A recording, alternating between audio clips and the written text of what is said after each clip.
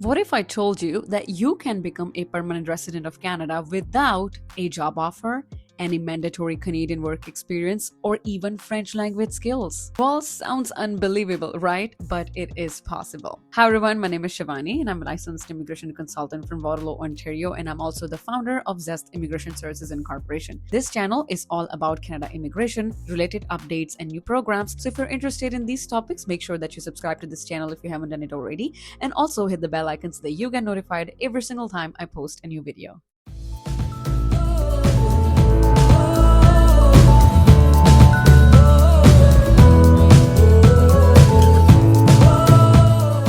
So yeah, Canadian PR without a job offer, any mandatory Canadian work experience, or even French language skills. Yes, it does sound unbelievable, but it is possible and it's true, and it's possible through studying in Ontario, Canada. Today in this video, I'm going to walk you through two powerful immigration pathways that let you get PR just by completing your education in the province of Ontario. One for master's graduates and one for PhD graduates. So let's break it down step by step. Pathway number one is OINP, means Ontario Provincial Nominee Program Master's Graduate Stream. This program is perfect for international students who come to Ontario and complete a master's degree from an eligible Ontario university. Let's look at how it works and what the requirements are. Number one, expression of interest, means EOI. So first, you must register in the OINP's expression of interest system. You'll need to wait for an invitation to apply before you can submit your application. Once you get nominated by Ontario, you'll apply to IRCC for the final decision on your permanent residency application. Number two, education requirements. So you must have completed at least one academic year of full-time study or the part-time equivalent for your master's degree in the province of Ontario in Canada. The degree must be from an eligible Ontario university. If you want the list of eligible universities, please do comment list of universities and I'll send you that. Please note that you cannot apply if you are still studying unless you're studying to meet licensing requirements for a regulated profession in Ontario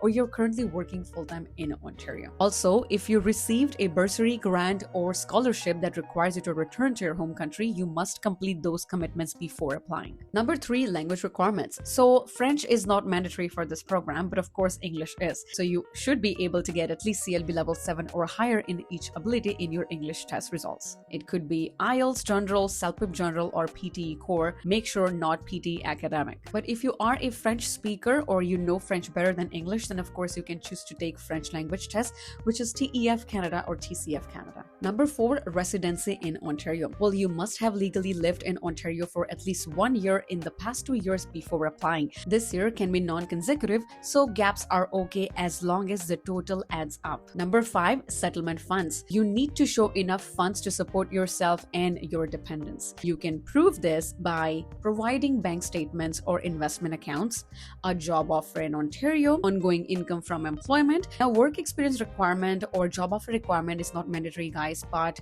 if you do not have sufficient proof of funds in your bank account, well, you can get a job offer and show that as a salary. So let me give you an example on how this works. So let's say, for example, as per the number of dependent family members, you are required to show proof of funds of 29,000 Canadian dollars. But if you do not have these funds in your bank account, then here's what you can do. So let's say if you have a job of $25,000 annual income and you have about $5,000 in your bank account, well, you meet the requirement. So in order to meet the proof of funds requirements, you can show your job annual income, your job's annual income, and whatever funds you have available. It should just total up to the number that you are required to meet, or it should exceed that number. An important note, guys, if your bank statement shows a large one-time deposit, be ready to prove it's debt-free and legally sourced. Number six, intent to reside in Ontario. Well, you must show a genuine intention to stay in Ontario through your work history or current job applications, studies or volunteer work, renting or owning a property, having social or family connections here in Ontario. Number seven,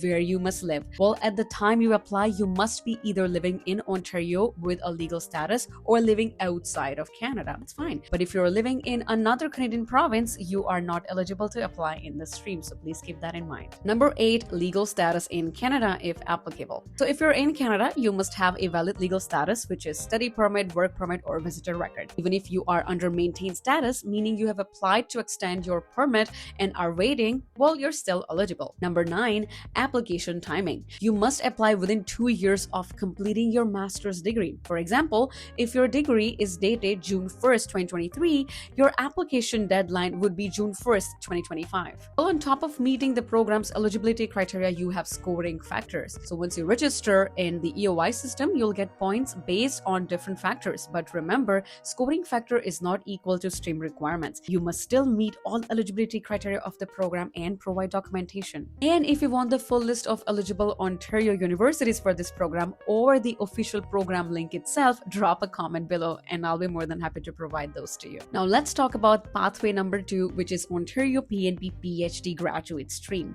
Now let's talk about the second amazing pathway designed specifically for those who complete PhD in Ontario. Just like the master's stream, you don't need a job offer, mandatory Canadian work experience, or French language skills. Let's start with the requirements. Number 1, expression of interest in IT. Well, it's the same process. You must register an EOI to get an invitation to apply before submitting your application. Number 2, education requirements. So you must have completed your PhD at an eligible university here in Ontario, Canada. At least 2 years of PhD studies must have been completed while physically living and studying in the province of Ontario. You're not eligible if you received a grant or scholarship requiring you to return to your home country. You must finish that commitment first and then you may look into the qualification requirements afterwards. Requirement number 3, residency in Ontario. So just like the master's graduate stream, at least 1 year of legal residency in Ontario in the past 2 years is required. Number 4, settlement funds. So same requirements as the previous one. You must show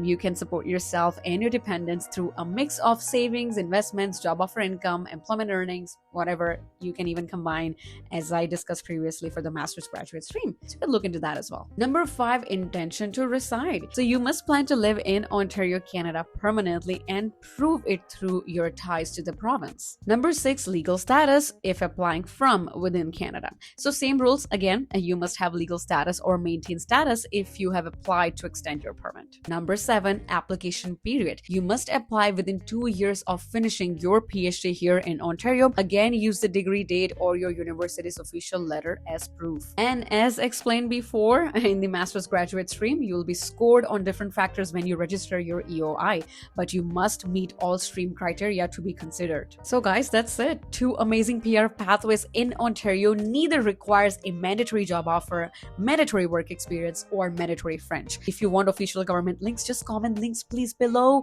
in the comment box and I'll get back to you on that. And if this video was helpful, please like, subscribe, and share it with your friends and family or someone you know needs help with immigration process in Canada. And if you need help with your case assessment, your application, profile creation for representation service, please feel free to book a consultation with me at www.zescan.ca. You can visit our website and you can also check out the link given in the description box below. Feel free to use the link there to book a consultation with me. I'll be more than happy to assist you. And yes, all the very best, guys, for your future. See you guys next time in the next video. Take care. Bye bye.